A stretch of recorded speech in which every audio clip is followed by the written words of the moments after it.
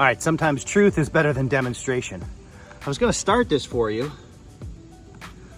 and show you just how loud it is in comparison to the alternative, which I'm gonna show you here in a minute.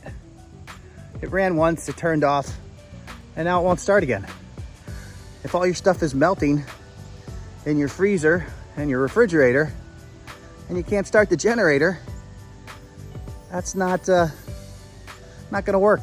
So in a power outage, I would normally have to head out here to the garage and grab the gas-powered generator in order to keep important things running, like my refrigerator and stand-up freezer. And you realize it's not even in there, it's in this other building. So you gotta go over there to get it. All right, so I've located it and I pulled it out. I gotta drag it over to the house so that it's close enough to run an extension cord from outside of the house to the inside of the house. Of course, because it's gas powered, you can't bring it inside. So you gotta start this, and it's not exactly quiet. And it doesn't exactly want to start.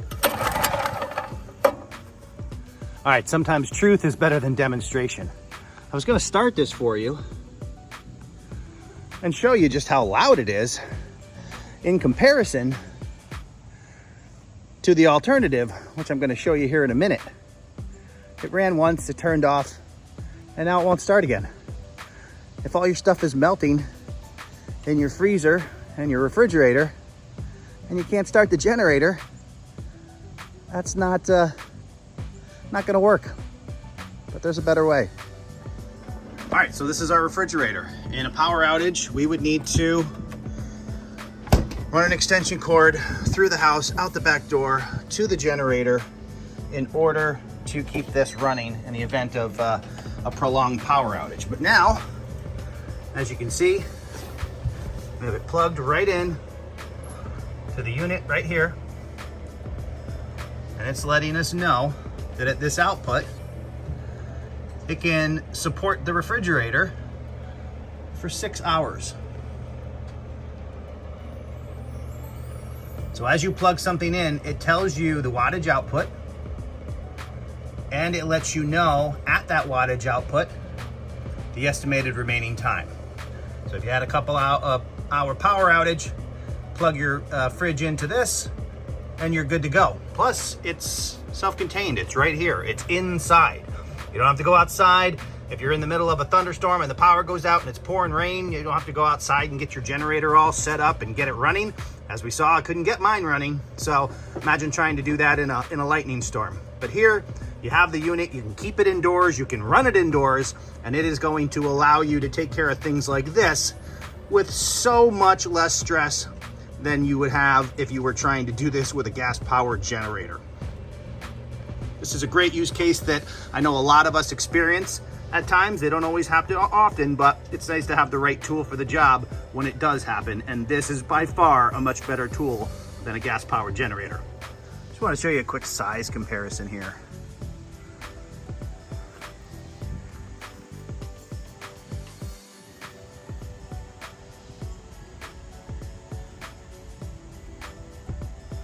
Now, full disclosure, the generator on the bottom does produce more wattage, but for the stuff we generally use this generator for, this one is going to be more than enough to take care of the job at a fraction of the size with a solution that you can use indoors, so you're not dealing with this dirty, nasty thing that inevitably gets all grungy and you got to fight with it like I was when it wouldn't start. So I will take this all day and every day over this. So here in the middle, you have your digital readout, your 90%, 96% battery.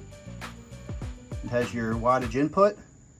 If you had another battery plugged into this, your wattage output, and then it gives you your estimate of remaining time in days. So when you plug something in and you turn it on, it's going to adjust the wattage output to show you what you're drawing, and it's going to change the estimate so you know how long the current battery life can support it. So it's a really nice feature.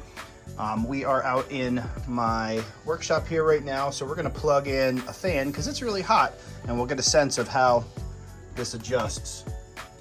There are so many possible scenarios where this thing will just come in so handy. It's basically like a small generator in that you can run AC and DC. You see that we just kicked on the fan.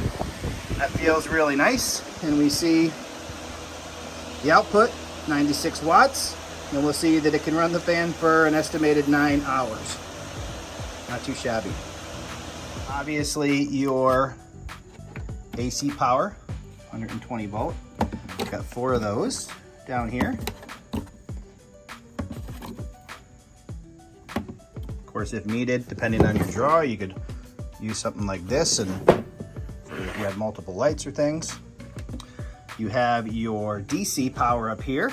You have 2 USB, 2 USB 3 or USB-C, and you have an on button for the DC, and you have an on button for AC. You also have this 12 volt port for those items as well. Looking at the top, it even has wireless charging.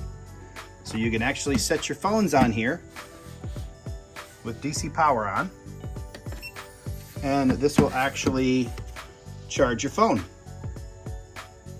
I really can't wait to use this camping. I think it has a lot of versatility when you're trying to run things outside.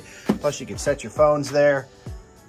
It's going to be nice. Now on this side we have, these are the connections for the expansion batteries. So you get 2 of those right there. And then on the other side, you've got your power for charging the unit itself. And you've got your connection for your solar panels, which are available separately. Rounding out the back, smooth back design, some information back here.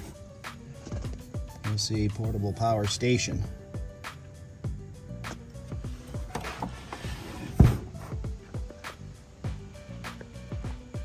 Okay, so I have my drill press here.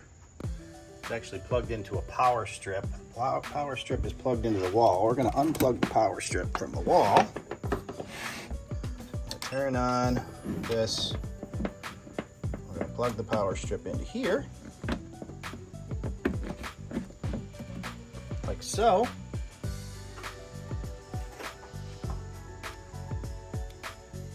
Now we're running our drill. See that it's drawing 200 watts, and it's telling us based on the current battery life it can run that for 4 hours. Plus of course we're running the power strip.